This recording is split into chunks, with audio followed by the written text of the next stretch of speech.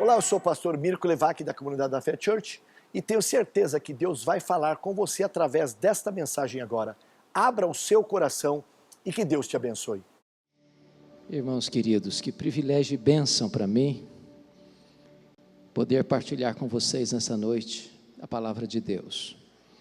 Agradeço, pastor, seu carinho, sua acolhida tão generosa.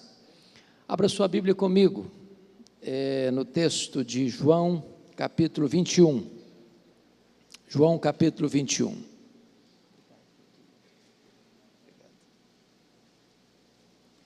João, capítulo 21, nós vamos ler verso 1 a 19.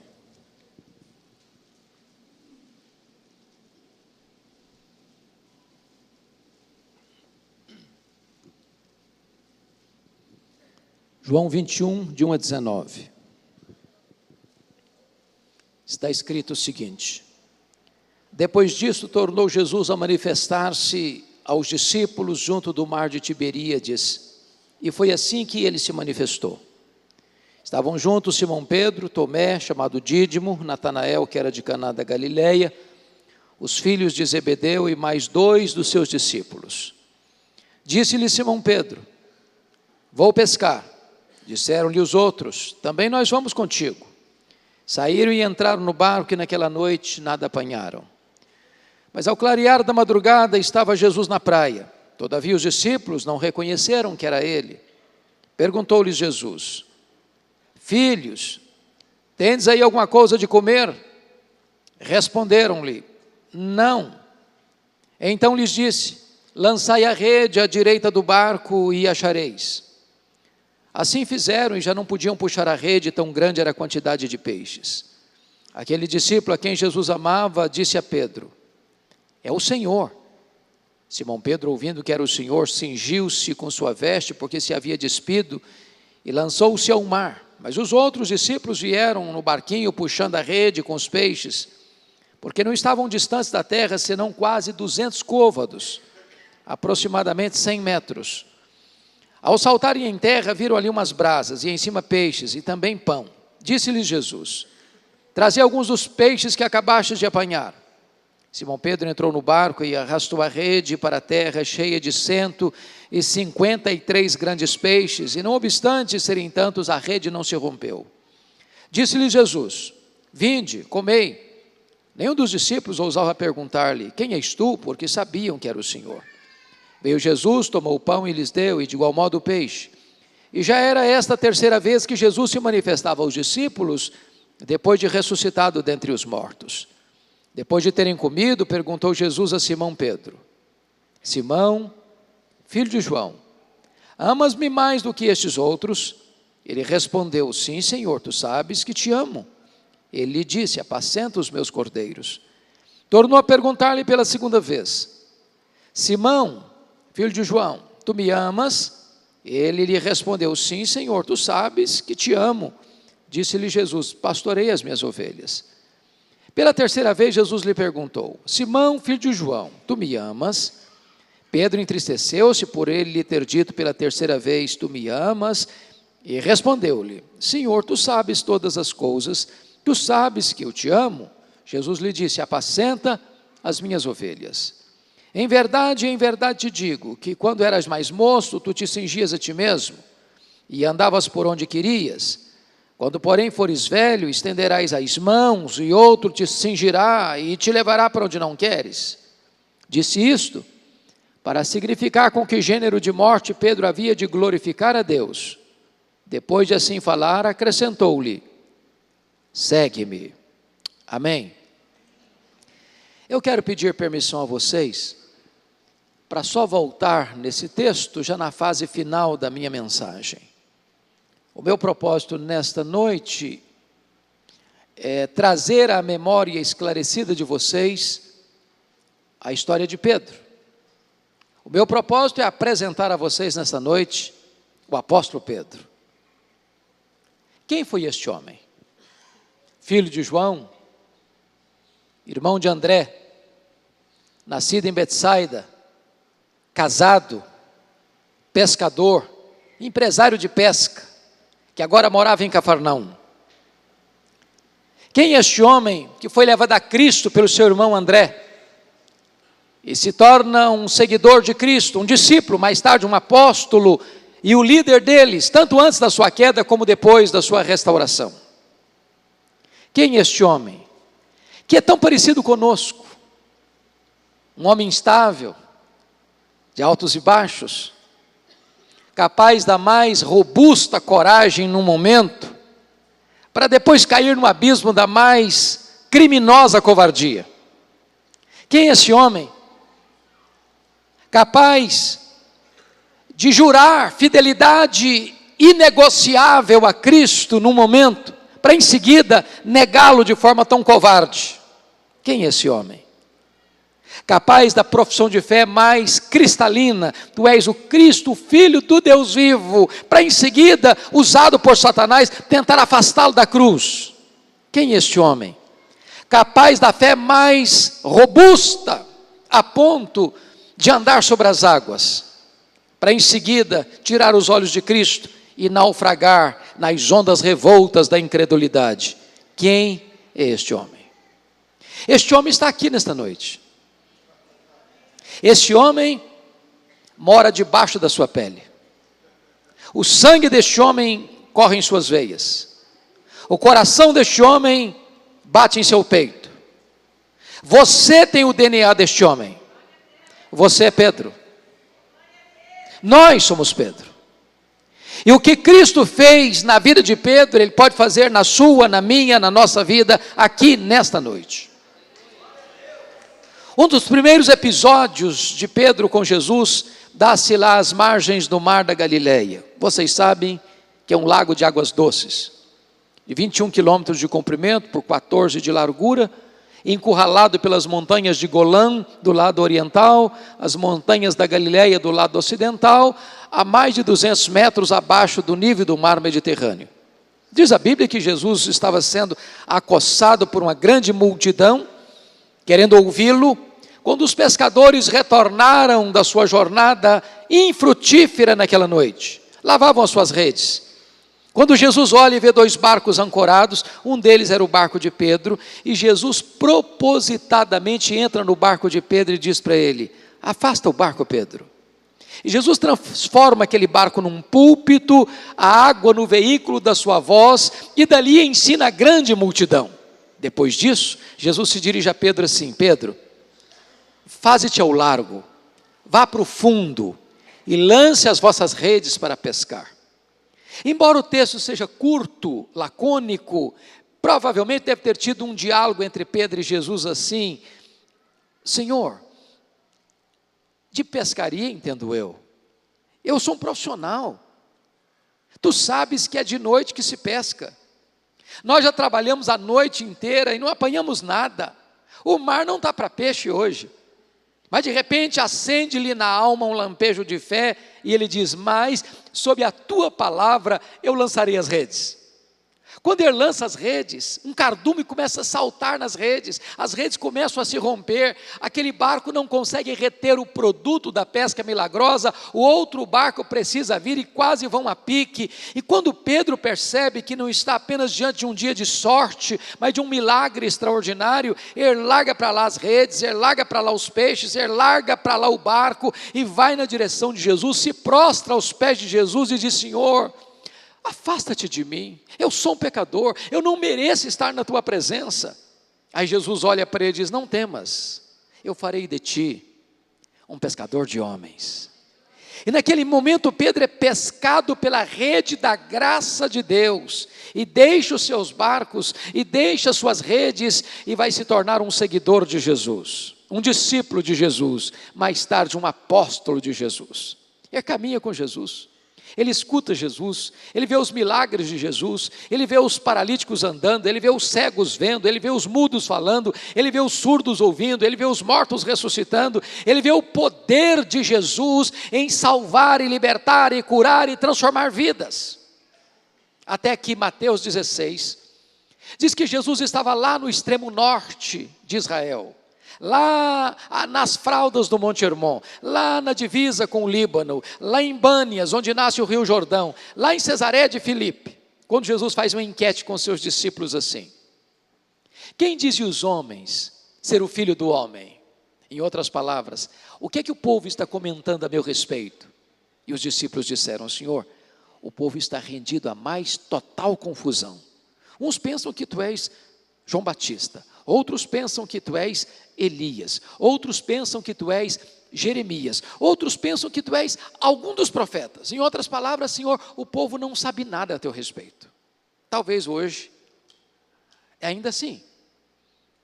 Aí Jesus pergunta para eles: e vós, quem dizeis que eu sou? E Pedro, que era um líder, e Pedro que era falante, e Pedro que não suportava que ninguém falasse na sua frente, responde pelo grupo: tu és o Cristo, o Filho do Deus vivo.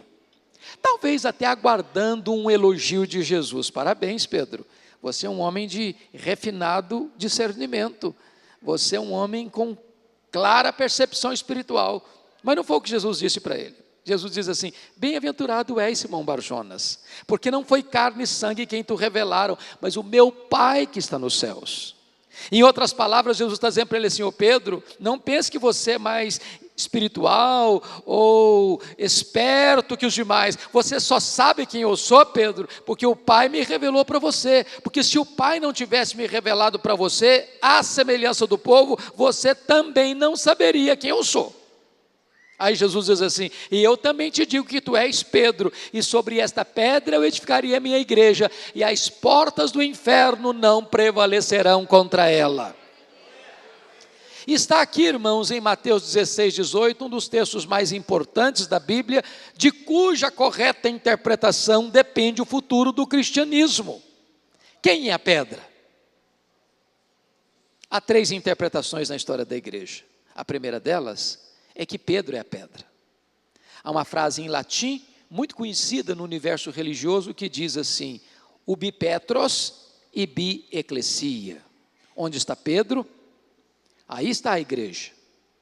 A segunda interpretação é que a declaração de fé de Pedro é a pedra: tu és o Cristo, o Filho do Deus vivo. Mas a terceira interpretação, muito provavelmente subscrita por todos nós, se não pela maioria de nós aqui nesta noite, é que o próprio Cristo é a pedra sobre a qual a igreja está edificada. E o texto nos leva a essa conclusão, se não vejamos. Há um trocadilho na língua grega nesse texto que não transparece, não transborda na língua portuguesa. Eu explico. A palavra Pedro no grego é Petros, e Petros é fragmento de pedra. A palavra pedra é Petra, e Petra é rocha inabalável. Essa metáfora, Petra, pedra, rocha, nunca foi usada para descrever qualquer homem na Bíblia. É uma metáfora usada apenas para Deus. Então o que Jesus Cristo está dizendo é o seguinte: eu também te digo que tu és Petros, fragmento de pedra, mas sobre esta Petra, sobre esta rocha inabalável que sou eu edificarei a minha igreja. Mas também o pronome demonstrativo nos ajuda a entender. Qualquer pessoa que tem uma mínima noção da língua portuguesa, ou do inglês, ou do grego, sabe muito bem a diferença entre esta e essa.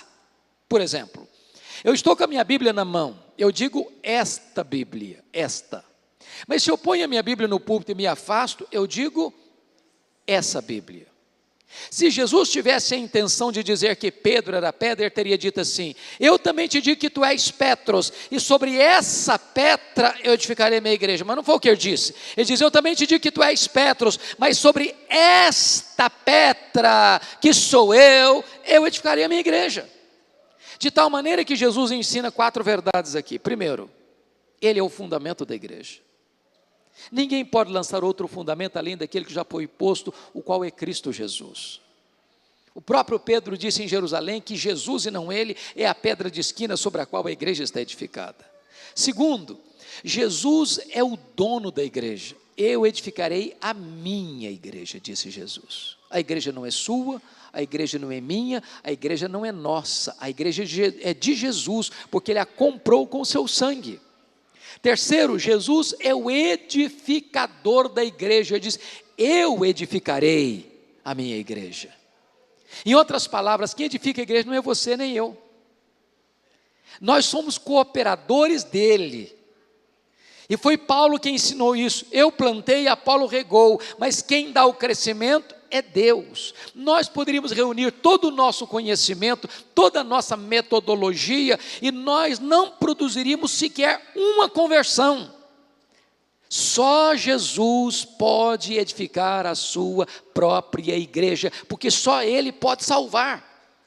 Quarto lugar, Ele é o protetor da igreja. As portas do inferno não prevalecerão contra ela. Ainda que o inferno se levante, ainda que o mundo a persiga, ainda que venha a morte e o martírio, nada nem ninguém pode destruir a igreja de Cristo, porque Ele é o seu protetor. Depois que Jesus explica para os seus discípulos quem Ele é, então, diz Mateus 16, que Ele passa para uma nova fase do seu ensino. E Ele diz para eles assim: pois entendam isso, importa que o Filho do Homem suba para Jerusalém, para sofrer muitas coisas nas mãos dos escribas, dos principais sacerdotes e dos saduceus, dos sacerdotes. E diz a Escritura, que Jesus complementa: e seja morto, para ressuscitar no terceiro dia. Há um mesmo Pedro que dissera que Jesus era o Cristo, o Filho do Deus vivo, diz a Bíblia que chama Jesus à parte. Vem cá, Jesus, vem cá. E diz que Pedro passa a repreender a Jesus: Senhor, tem compaixão de ti, isso não pode acontecer. O senhor está pensando negativamente demais, o senhor está com os pensamentos soturnos, doentios, larga a mão desse pensamento de morte. Não, isso não pode acontecer. E diz a Bíblia que Jesus olha para ele e diz: arreda, Satanás, és para mim causa de tropeço, rocha de escândalo. Tu cogitas apenas das coisas dos homens e não das coisas de Deus. Agora notem comigo, se Pedro fosse a pedra sobre a qual a igreja estaria edificada, a igreja estaria edificada sobre a areia movediça. Bendito seja Deus, porque a igreja está edificada sobre Cristo. Mas vamos entender o que Jesus não disse. Jesus não disse que Pedro é Satanás. Segundo, Jesus não disse que Pedro está endemoniado, possesso. Terceiro, Jesus não mandou Pedro arredar. Quarto, Jesus mandou Satanás arredar. Aquele mesmo Satanás que tentou Jesus no deserto está de volta, agora tentando instrumentalizar Pedro para afastar Jesus do caminho da cruz. Se nós não discernirmos isso, a gente diz assim: arreda Pedro, aí o Satanás fica. Não, Satanás arreda, Pedro fica. Pedro é discípulo, Pedro é apóstolo, em Pedro Jesus vai continuar investindo, mas o Satanás que quer usá-lo, arreda. Diz a Bíblia que 6 dias depois, Jesus Cristo sobe um alto monte para orar. A tradição diz que é o Monte Tabor, alguns pensam que é o Monte Hermon. Não importa que monte, porque nós não adoramos geografia sagrada. Deus é Espírito e importa que os seus adoradores o adorem em Espírito e em verdade. E diz a Escritura que Jesus sobe e leva Pedro, Tiago e João. E diz a Bíblia que Jesus, enquanto ora, os discípulos dormem, porque o que dá prazer em Jesus dá cansaço neles. Naquele monte, 4 milagres acontecem. Primeiro milagre, Jesus é transfigurado na presença deles. O rosto de Jesus brilha como o sol, as vestes de Jesus brilham como a luz. Segundo milagre, Moisés e Elias aparecem em glória, conversando com Jesus sobre a sua partida para Jerusalém. Terceiro milagre, uma nuvem luminosa os envolve. Quarto milagre, de dentro da nuvem surge uma voz divina dizendo: este é o meu filho, o meu eleito, a ele ouvi. Quando Pedro escuta isso e vê isso, ele chega para Jesus e diz: Senhor, bom estarmos aqui, vamos fazer 3 tendas, uma será tua, outra de Moisés, outra de Elias. Só que a Bíblia diz que ele não sabia o que estava falando. Por que ele não sabia o que estava falando? Porque estava falando uma bobagem. Como assim? Pedro estava vendo milagres, mas Pedro não estava discernindo a centralidade da pessoa de Jesus. Nesse momento, Pedro estava comparando e equiparando Jesus a Moisés e Elias, ao representante da lei e ao representante dos profetas. Mas Jesus não é apenas um grande homem, Jesus é o próprio Deus entre os homens. Ele é único, Ele é singular, Ele é incomparável. Mas mais do que isso, Pedro estava vendo milagres, mas Pedro não discerniu a centralidade da missão de Jesus. Se não, vejamos.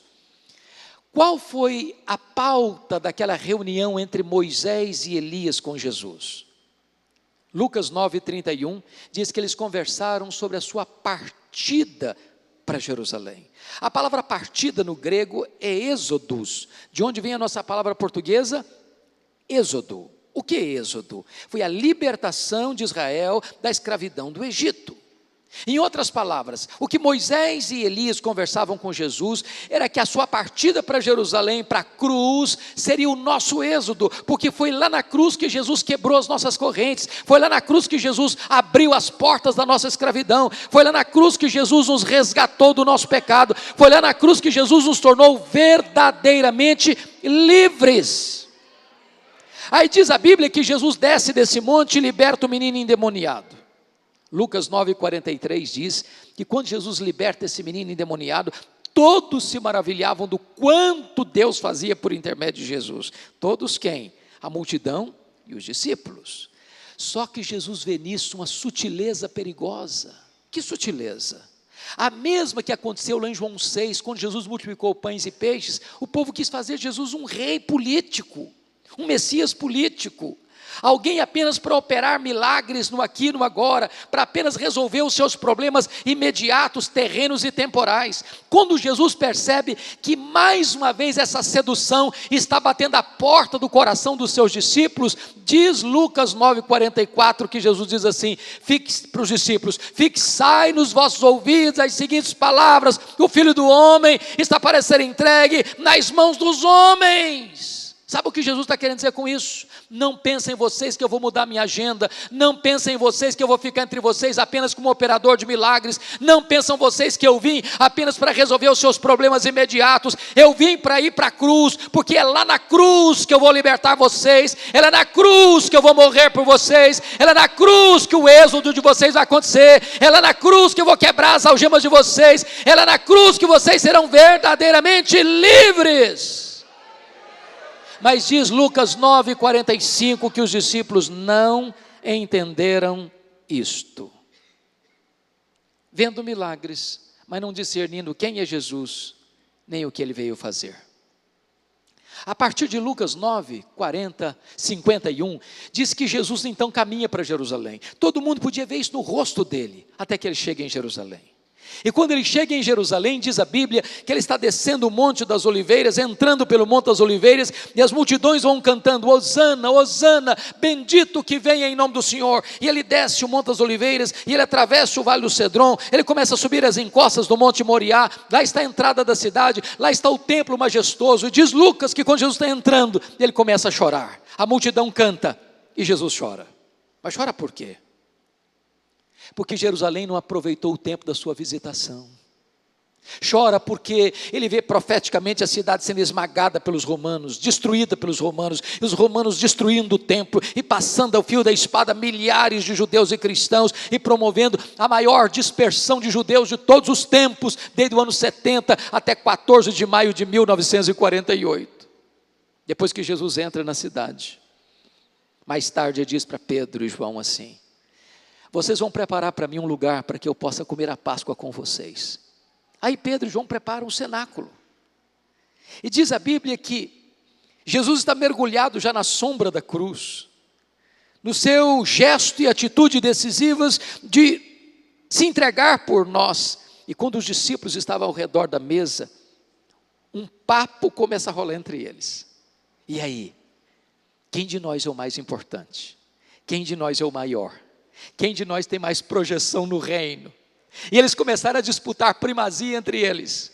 Quando Jesus percebe que eles estão antenados no outro canal, Jesus se levanta da mesa, os choca não com palavras, mas com atitudes. Jesus se cinge com a toalha, Jesus pega uma bacia e começa a lavar os pés dos discípulos, até que chega na frente do Pedro. Eu acho que o Pedro arregalou os olhos e pergunta assim para Jesus, tu me lavarás os pés a mim?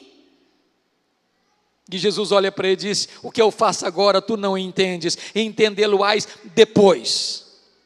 Aí o Pedro radicalizou, não, nunca me lavarás os pés. Não, Senhor, eu não vou permitir que tu te humilhes a esse ponto de se tornares um escravo, não. Os meus pés tu não vais lavar. Aí Jesus disse assim: se eu não te lavar os pés, tu não tens parte comigo. Aí o Pedro, que era 8,80, disse: ah, Senhor, então o Senhor lava os pés, o Senhor lava as mãos, o Senhor lava a cabeça, o Senhor me dá um banho completo. Aí Jesus: não, Pedro, agora é você que não está entendendo. Você já está limpo. Só falta lavar os pés. Sabe o que Jesus está querendo dizer com isso? Pedro, você já passou pelo lavar regenerador do Espírito Santo, Pedro. E esse lavar só acontece uma vez na vida, nunca mais precisa se repetir. Mas quem já foi regenerado, Pedro, precisa lavar-se constantemente pelo processo da santificação. Ali Jesus ensinou para ele sobre o céu, ali Jesus ensinou para ele sobre a casa do Pai, sobre a segunda vinda, sobre o derramamento do Espírito Santo. Ali Jesus instituiu a ceia, ali Jesus orou por eles, ali Jesus cantou um hino, e dali Jesus desce para ir para o Monte das Oliveiras, para o jardim do Getsêmani. Quando Jesus está descendo, ele se dirige a eles assim: nesta noite, todos vós vos escandalizareis comigo, como está escrito, ferirei o pastor e as ovelhas ficarão dispersas. Aí Jesus se aproxima bem de Pedro e disse assim: Pedro, Satanás vos requereu para peneirares como trigo, mas eu orei por ti para que a tua fé não desfaleça. Quando te voltares para mim, fortalece os teus irmãos. Aí o Pedro deu uma raspada na garganta, eu penso, diz: ah, Senhor, eu acho que o Senhor não me conhece bem. Eu estou entendendo a situação, eu sei que o clima está pesado, eu sei que tem uma orquestração aí nos bastidores para te prender, para te matar. Eu sei que quando a coisa pegar mesmo, os nossos pares aqui, eu acho que eles não vão aguentar, eu acho que eles vão até fugir mesmo, mas deixa eu dizer para o Senhor, eu sou um cara batuta, Jesus. A corda não rói do meu lado, não. Deixa eu dizer uma coisa clara para o senhor aqui. Eu estou pronto a ir contigo para a prisão e para a morte, porque nem que todos te deixem, eu jamais por ti darei minha própria vida. Aí Jesus olhou para ele e disse: Pedro, pois em verdade te digo que nesta mesma noite, antes que o galo cante, tu me negarás 3 vezes. Eu acho que o Pedro se calou. Silencioso se dirigiu para o Getsêmani. Atravessaram o vale de Cedron, mergulharam no sopé do Monte das Oliveiras. Lá estava uma prensa de azeite, Getsêmani. Tinha um jardim ali, onde Jesus costumava orar. E diz a Bíblia que Jesus deixa 8 dos seus discípulos para trás, porque Judas não está mais com eles, já foi tomado por Satanás para entregar Jesus. E Jesus pega 3 dos seus discípulos, Pedro, Tiago e João, e diz: vocês vêm comigo. Quando Jesus fica só com os 3, ele abre o coração para eles e diz assim: a minha alma está profundamente triste até a morte, eu estou angustiado demais, a morte parece que está instalada no meu peito, e eu quero que vocês fiquem comigo, ficai comigo, vigiai comigo. E diz a Bíblia que Jesus avança sozinho para o interior do jardim, e ele que é o Rei da glória, ele que é o Criador do universo, diz a Bíblia que ele se prostra com o rosto no chão, e Hebreus 5,7 diz que ele ofereceu forte clamor e lágrimas àquele que podia livrá-lo da morte, e diz a Bíblia que ele ora e ele chora, e ele ora e ele chora, e ele ora e ele chora, e diz: Pai, se possível, passe de mim este cálice sem que eu beba, mas se não, faça-se a tua vontade. A grande pergunta é: que cálice era esse? Será que era a certeza de que seus discípulos o abandonariam naquela noite? Será que era a certeza que ele seria preso de forma humilhante naquela noite, porque chegara a hora das trevas? Será que era a convicção de que ele seria cuspido e esbordoado no sinédrio judaico? Será que era a convicção de que ele seria espancado no pretório romano e saído de lá condenado à morte de cruz? Será que era a certeza que carregaria um pesado lenho pelas ruas de Jerusalém, sob os apupos e vaias de uma multidão ensandecida? Será que era a certeza que ele seria esticado naquele leito vertical da morte, 6 horas, sofrendo sede, cãibras e dores terríveis? E a resposta é 1000 vezes não. Que cálice era esse? Esse cálice era a santa ira de Deus, que devia cair sobre a sua cabeça, a minha cabeça, a nossa cabeça. Esse cálice era o juízo de Deus sobre o nosso pecado. Esse cálice era a consciência de que Jesus, sendo amado do Pai, gritaria da cruz: Deus meu, por que me desamparaste? Esse cálice era a consciência de que, sendo Ele santo, santo, santo, seria feito pecado por nós. Este cálice era a certeza de que Ele, sendo o bendito eternamente de Deus, seria feito maldição por nós. Esse cálice era a consciência de que Deus lançaria sobre Ele a iniquidade de todos nós, que Ele seria traspassado pelas nossas iniquidades e agradaria ao Pai moê-lo naquela cruz. Quando ele se levanta da oração e vai encontrar os discípulos, eles estão dormindo. Pedro está dormindo. E Jesus nem acorda todo mundo, não, só acorda Pedro. E diz assim: Pedro, nem uma hora pudeste vigiar comigo? Vigiai e orai para que não entreis em tentação. E Jesus volta a segunda vez, e prostra com o rosto no chão, e ora, e chora, e ora, e chora, e ora, e chora, e repete as mesmas palavras. Vem um anjo do céu e o consola. E volta para os discípulos, eles ainda estão dormindo. Aí Jesus volta a terceira vez, agora a angústia é maior. Agora ele molha o chão não apenas com as suas lágrimas, mas também com o seu sangue. Agora ele trava a mais terrível e titânica batalha da história da humanidade, uma luta de sangrento suor, por amor a você e por amor a mim. Agora o inferno reúne toda a sua corja e joga em cima dele todo o bafo de Satanás. É ali que o Filho de Deus se angustia, só ali, porque é ali que ele trava a batalha. Depois do Getsemane, não tem mais angústia em Jesus, não tem. Quando as pessoas vieram para prendê-lo, foi ele que se apresentou e perguntou: a quem buscais? A Jesus o Nazareno. Pois sou eu. Caíram por terra. A partir daí, ele é levado para o sinédrio e é cuspido e esbordoado, está firme como uma rocha. A partir dali, ele é levado ao pretório romano e condenado à cruz. Ele caminha para a cruz como um rei caminha para a coroação. A partir daqui, ele caminha pelas ruas de Jerusalém. As mulheres choram e ele pergunta: por que chorais por mim? Não choreis por mim, chorai por vós e por vossos filhos. A partir daqui, ele é pregado na cruz e transforma aquele patíbulo de horror num palco para a glória de Deus. Mas quando ele se levanta dos seus joelhos e vai ao encontro dos discípulos, eles ainda estão dormindo. Aí Jesus dá uma balançada neles: ainda dormis e repousais, acordai, vamos-nos, o inimigo se aproxima. E Pedro abre os olhos atabalhoadamente, a turba está chegando, ele saca da sua espada, corta a orelha de Malco. Jesus: guarda essa espada, Pedro. Se eu precisasse de ajuda, eu rogaria ao Pai, ele me mandaria mais de 12 legiões de anjos. Quantos são 12 legiões de anjos? Quantos são?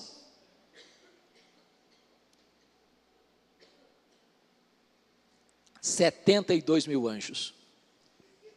72.000 anjos. Naquela noite, Jesus foi preso. Não porque sucumbiu ao poder de Roma, não porque caiu numa armadilha do sinédrio, porque chegara a hora das trevas.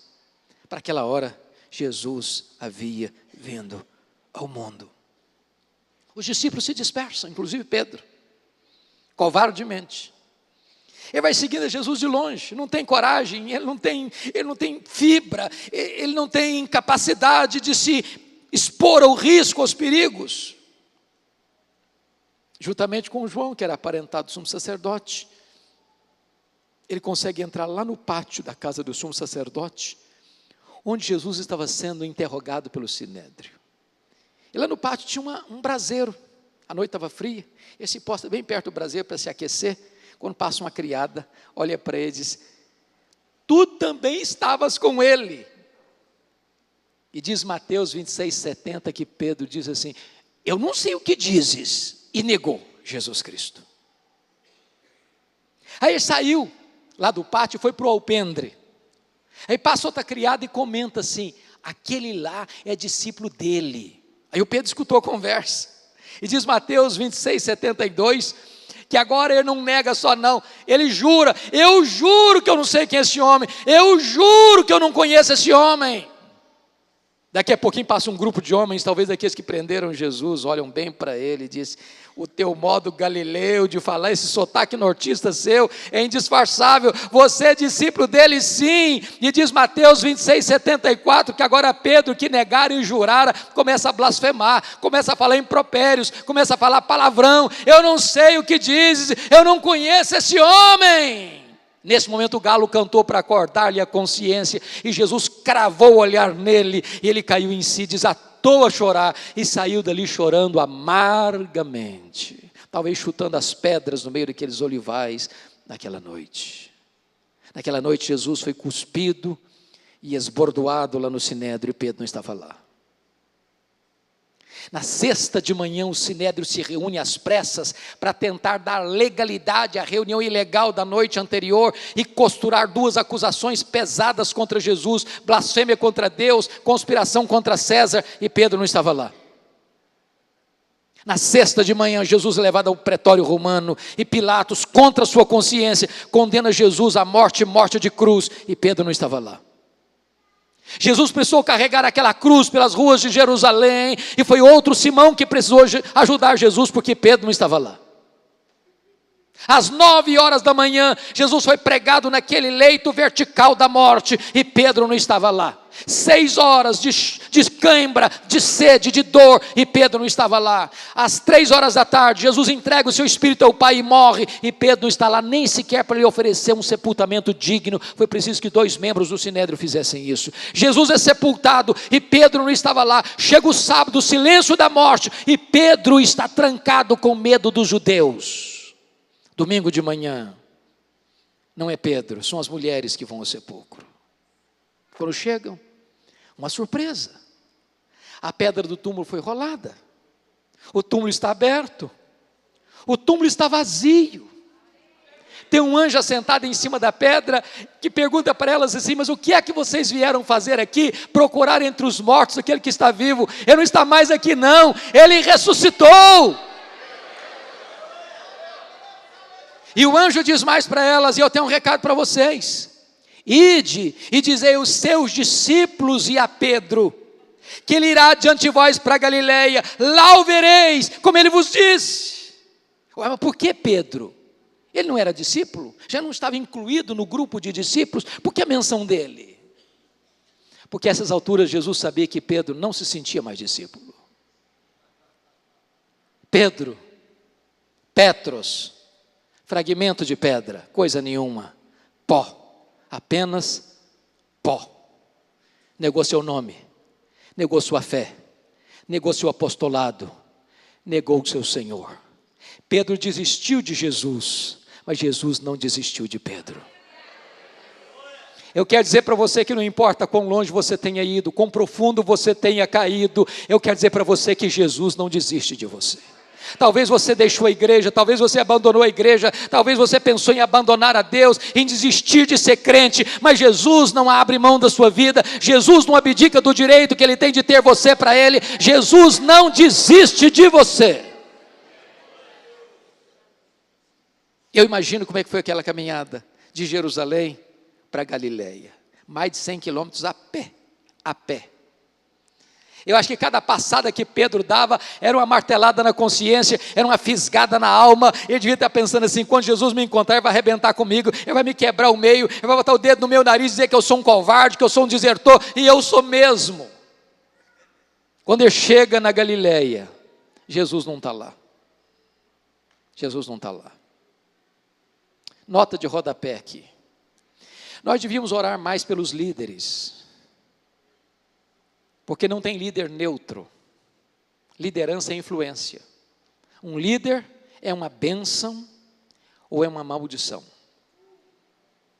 Porque Pedro era um líder, e ele diz assim: eu vou pescar. Os outros disseram: nós vamos contigo também. Mas o que quer dizer eu vou pescar? Será que ele estava estressado, precisava fazer uma higiene mental? Será que ele precisava ganhar uma grana, um dinheiro extra? Não.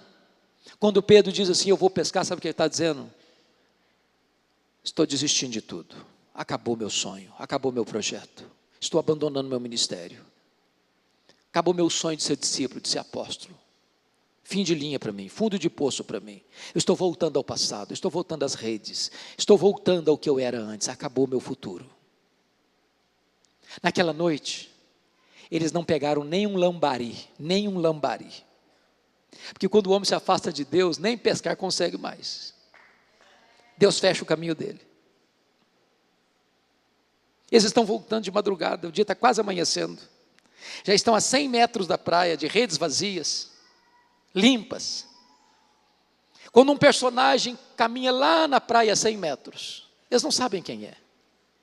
E esse personagem, cada orla, cada praia, se dirige a eles lá no barco assim: covardes! Foi assim? Não. Filhos!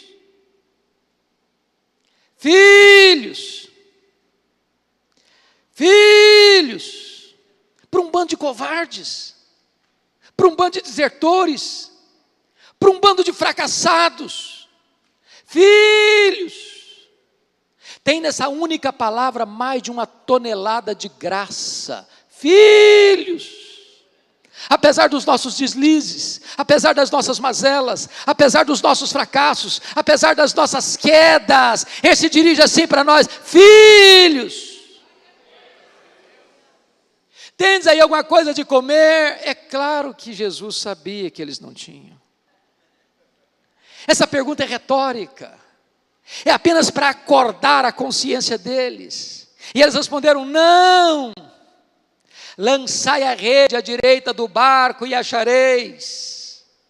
Quando eles lançam as redes, 153 grandes peixes começam a pular nas redes, e não obstante as redes não se romperam, porque eram emprestadas. Eu acho que Jesus não queria que tivesse prejuízo.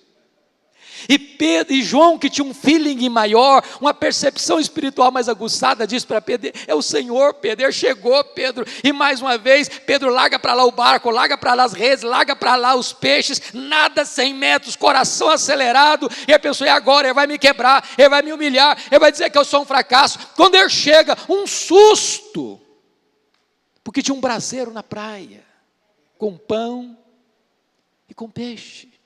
Mas por que aquele braseiro? Por quê? Só tem 2 lugares no Novo Testamento onde aparece a palavra braseiro. Foi onde Pedro negou Jesus e onde Pedro foi restaurado por Jesus. Foi Jesus quem pôs aquele braseiro ali. Aquele braseiro ali era uma espécie de reconstituição da cena do crime, para curar a psique de Pedro, para curar a memória de Pedro, para dizer para Pedro: Pedro, eu pus esse braseiro aqui para mostrar para você uma coisa, meu filho, que na mesma geografia que você caiu, eu vou levantar você.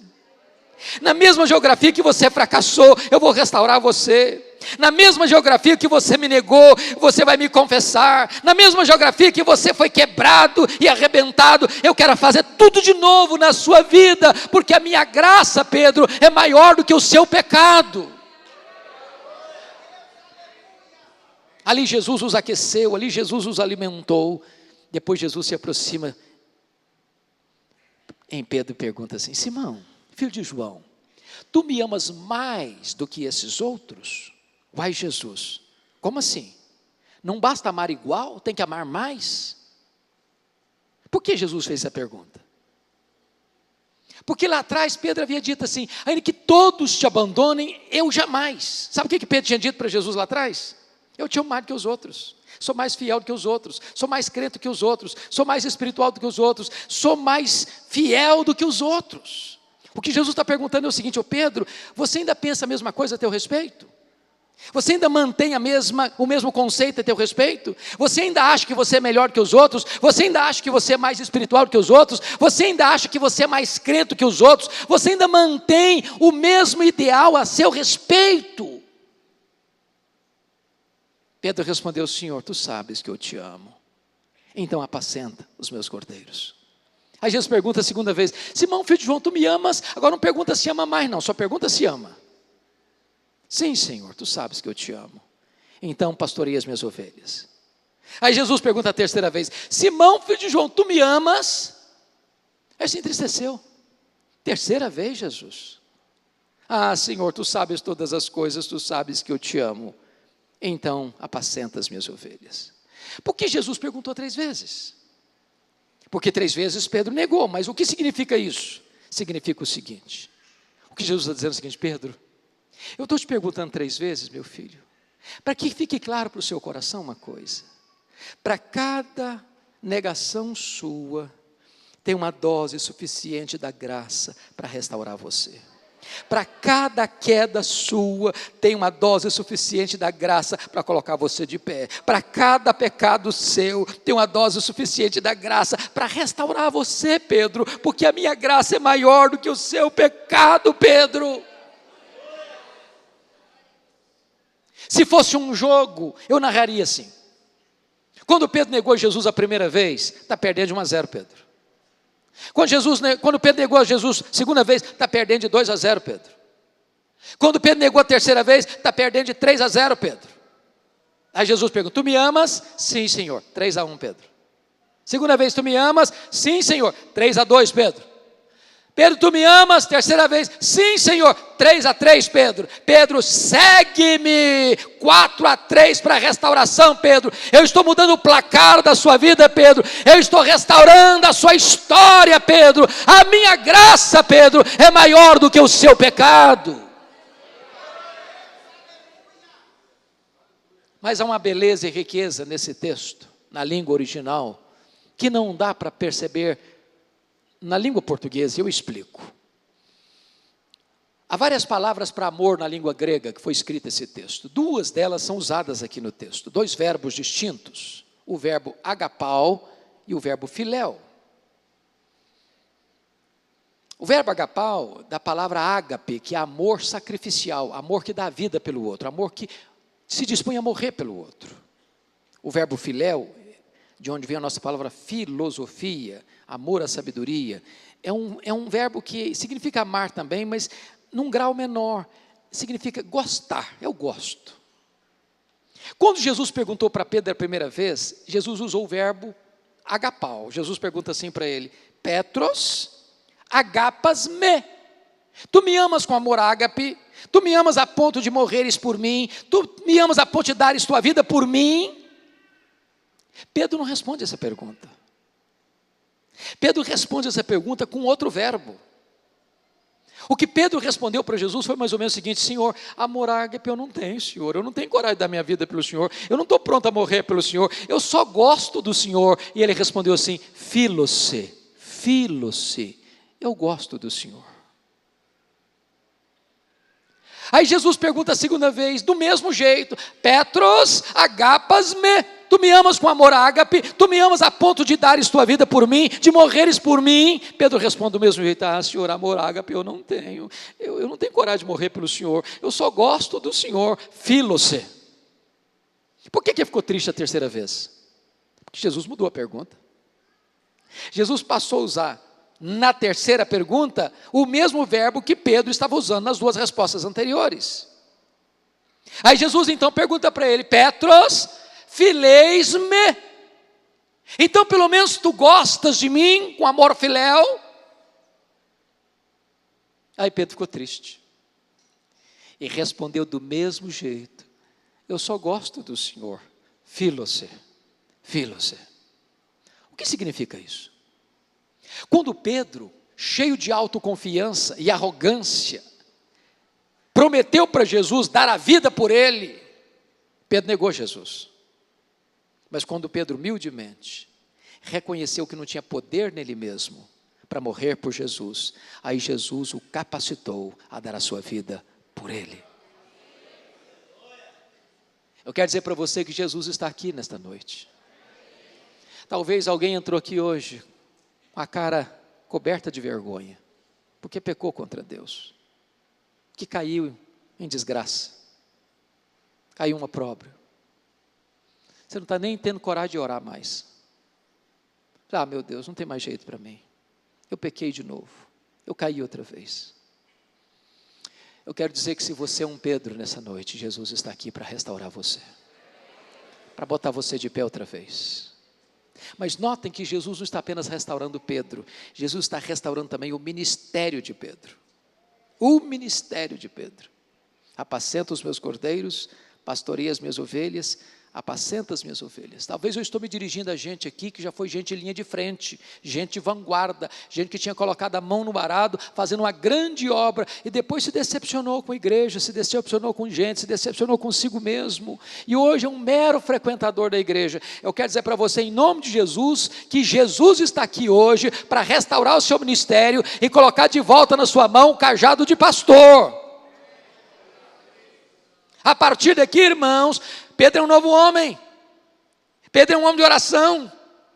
Pedro é um homem cheio do Espírito Santo.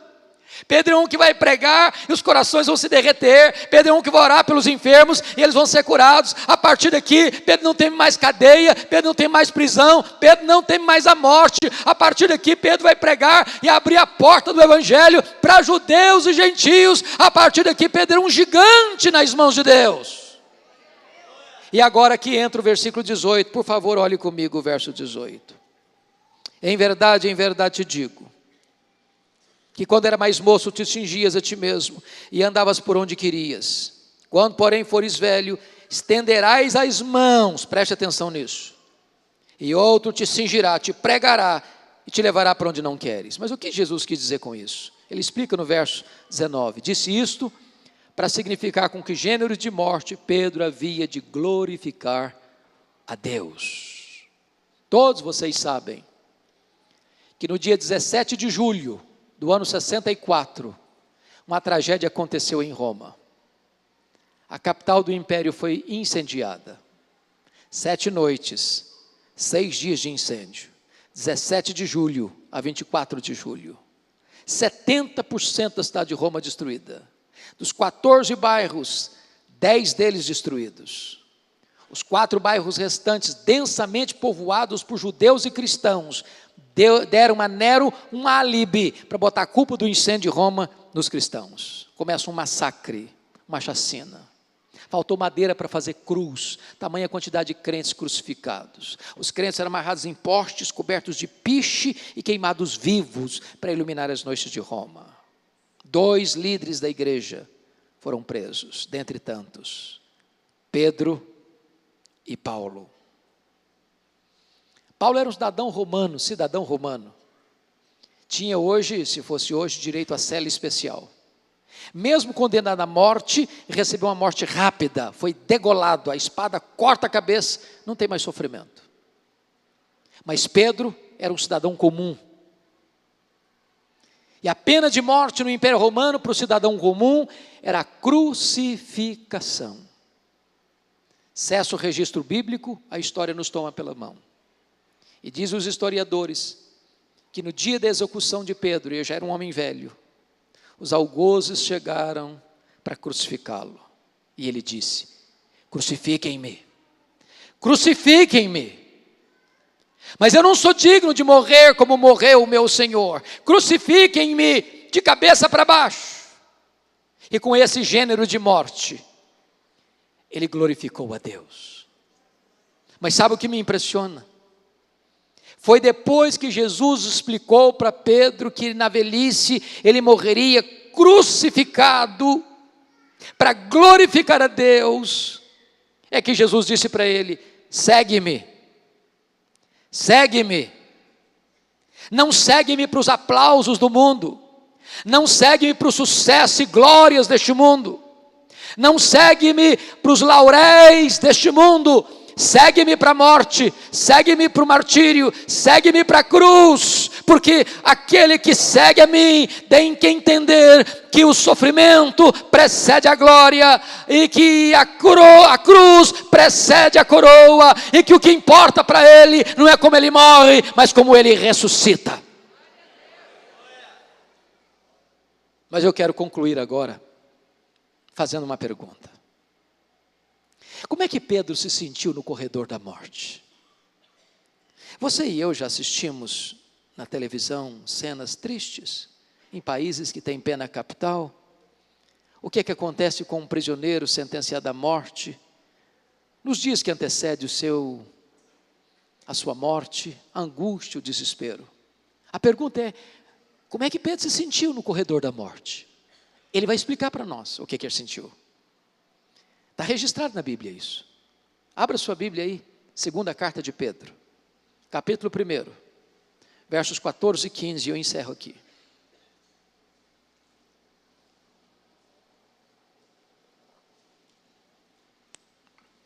Segunda de Pedro, capítulo 1,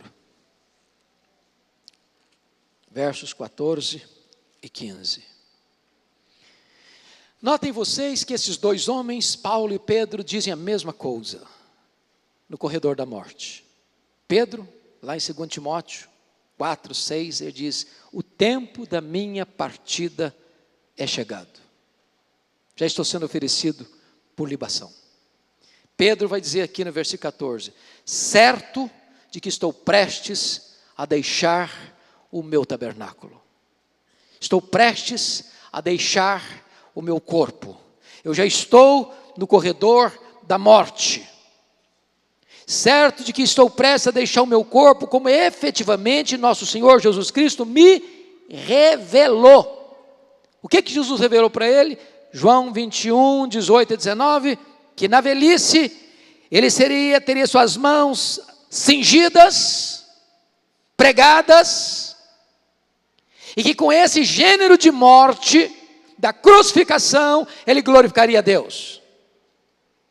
Aí ele diz no verso 15 o seguinte: mas, de minha parte, estou pensando em me aposentar. Não foi isso. Mas, de minha parte, estou pensando em fazer um levante contra Nero. Também não foi isso. Mas, de minha parte, estou pensando em fazer uma campanha para provar a minha inocência. Também não foi isso. Mas, de minha parte, esforçar-me-ei. De que maneira? Diligentemente, por fazer que a todo tempo, mês depois da minha partida, mês depois da minha morte, conserveis lembrança de tudo. Sabe o que significa isso? Eu vou morrer, mas o meu ministério não vai acabar. Roma vai me matar, mas Roma não vai silenciar a palavra de Deus. Roma vai matar o pregador, mas Roma não pode matar a pregação. O que importa não é o pregador, o que importa é a pregação. O pastor morre, a obra de Deus continua. O pastor silencia sua voz na terra, a palavra de Deus continua curando nos corações. O que importa é que a palavra de Deus é viva, e ela não pode ser amordaçada, e ela não pode ser morta, ela é poderosa, e o pregador vai terminar o seu ministério, mas a obra de Deus vai continuar vitoriosa. Louvado seja Deus. Louvado seja Deus.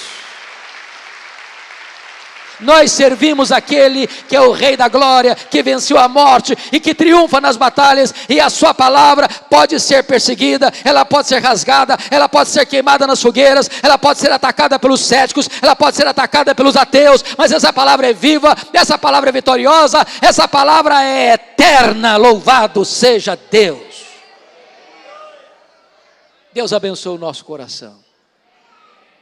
Se você veio aqui hoje e é um Pedro, tem restauração para você.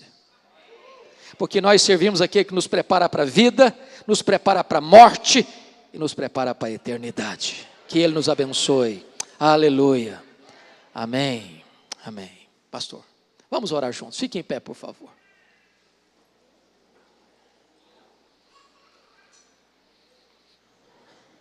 Ah, Senhor, bendito é o Teu nome. Glória ao Teu nome, porque Tu és o Deus vivo. Porque Jesus veio ao mundo e Ele venceu a morte. Porque Ele está vivo, Ele está no trono, Ele reina e Ele vai voltar. Se nesta noite há alguém aqui, Senhor, caído, levanta essa pessoa. Se nesta noite há alguém aqui desviado, restaura essa pessoa. Se tem alguém aqui, meu Deus, apagado, apático, árido, seco como um deserto, restaura o vigor dessa pessoa. Se alguém aqui, meu Deus, preso no cipoal dos vícios, liberta essa pessoa. Se alguém aqui, meu Deus, nas trevas, traz para a luz essa pessoa. Se alguém aqui perdido, Senhor, salve essa pessoa. Se alguém aqui que caiu na desgraça, no pecado, no opróbrio, perdoa, restaura essa pessoa. Se alguém aqui, Senhor, doente, sara essa pessoa. Manifesta o teu poder, manifesta a tua glória e restaura a nossa alma. Que o teu povo volte para casa livre, restaurado, para a glória do teu nome. Entendendo que no dia que o nosso corpo tombar na terra, a tua palavra vai continuar, porque a tua palavra é viva e vitoriosa. Bendito é o teu nome, em nome de Jesus, aleluia, amém. Espero que você tenha sido muito abençoado através dessa mensagem, e eu espero você em uma das nossas reuniões aqui na Comunidade da Fé Church, porque aqui é um lugar para você amar e ser muito amado. Don't